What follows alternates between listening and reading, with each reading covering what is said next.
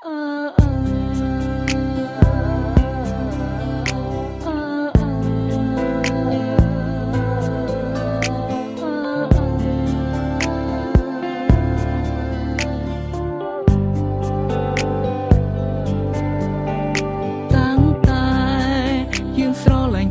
ងតែងតែលាក់បាំងអូ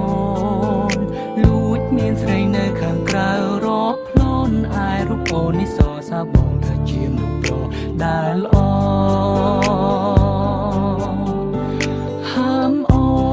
នមុននឹងធ្វើអ្វីត្រូវសួរបងសិនជីវ៉ា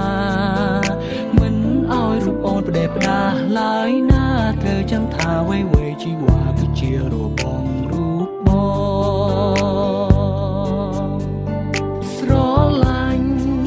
រូបអូនខ្លាំងណាស់ចង់ប្រាប់ថាខ្វះមិនបានតែសុំត្រឹមយ៉ាងគឺបងចង់បានសេរីភាពមិនចង់ឲ្យអូនមកដាក់គំនាបលើជីវិតបង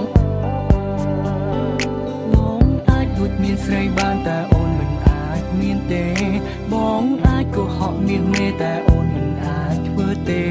ក្រុមពេលត្រូវស្មងបងគ្របពេលត្រូវត្រង់បងជីវ៉ា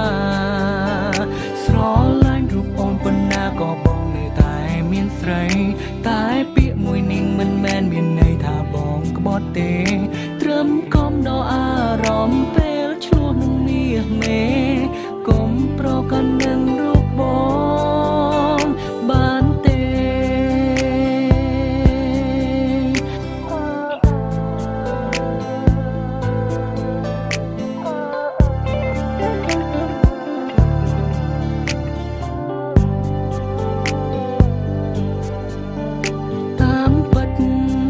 ពេលខ្លះក៏គិតថាខ្លួនឯងសែនចោមស៊ីសង្សារល្អតែមិនកែមានឆ្លៀតចង់តែពីស្រីផ្សេ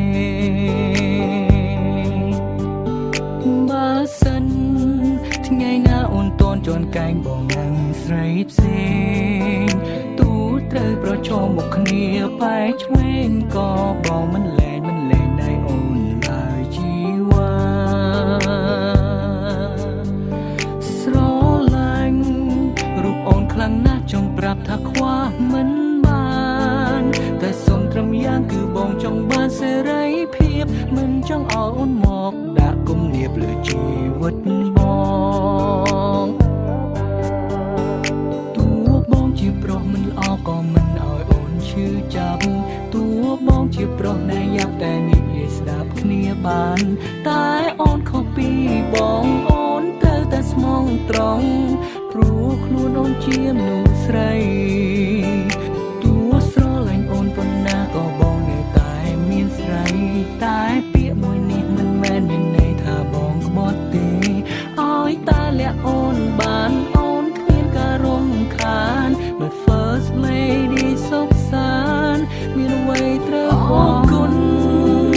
គ្រប់យ៉ាងដែលអូនផ្ដល់ឲ្យ